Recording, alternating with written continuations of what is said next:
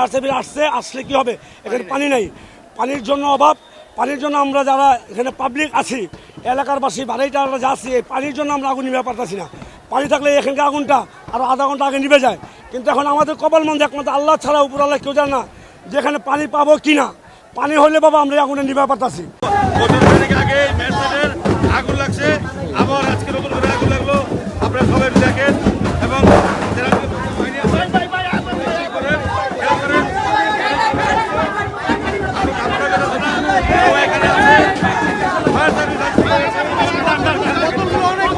এটা অবৈধভাবে স্থাপন করা হয়েছে। আমাদের এলাকাবাসী আমরা অনেক ঝুঁকিতে থাকি এটার কারণে। আর এটা প্রতি বছর এখন আগুন লাগে, এর আগের বার আগুন লাগছে। আর এটা বন্ধ করতে হবে তাড়াতাড়ি। ফ্যামিলির ভিতরে কলকারখানায় তো রাখা উচিত না। আর এর ভিতরে অনেক গ্যাসের বোতল আছে, অনেক ঝুঁকিপূর্ণ। আশেপাশে অত এলাকায় ফ্যামিলি, আমাদের ঝুঁকিতে আছি। আমরা যারা ফ্যামিলি নিয়ে আসছি, যারা ভিতরে আছে, আর এদের গ্যাস কোনো মানুষ এখানে কি সানলাইট গ্যাসে তৈরি করতে অবৈধভাবে। অবৈধ গ্যাসে যে গ্যাস থাকে, গ্যাসটা এখানে তৈরি করে, আর গ্যাসটা বাজার দরকে বিক্রি করা হয় এখানে। এই যে 10 থেকে 20 টাকা যে কারণে আজকে হাজারো মানুষ মরতে আছে, আমরা ঝুঁকির ভিতরে আছি।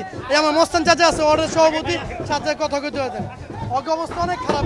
সিলভার টিপ কন্ট্যাক্টে তৈরি নিরাপদ ও নান্দনিক ক্লিক সুইচ। নির্ভরতা জীবন জুড়ে।